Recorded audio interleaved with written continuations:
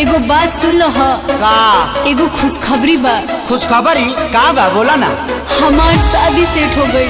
का DJ DJ DJ ये कौन बीमारी हो गई हो? ई बीमारी ना हो, ई डर हो। लागत है कि तारा सदिया में हमारे डीजे बजावे के पड़ी। डीजे ऐसे मुंह से मत बोला जाए। तो कहाँ से बोली?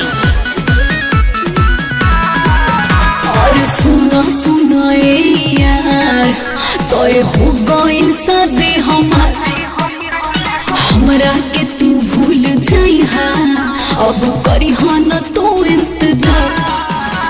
सुना सुना यार तो हो गई शादी हमार, और हमरा के तू भूल जाइहा, अब करी न तू इंतजार।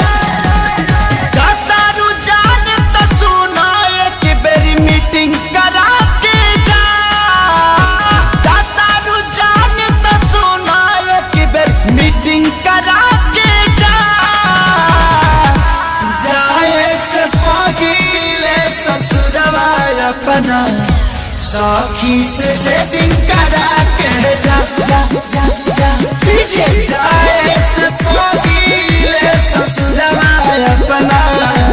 सखी से सेटिंग करा के जा जा जा जा। ए जान तू जाने तो तू जब से मिलल तो बुझाला कि राशन के पड़ी से मिलल बनी।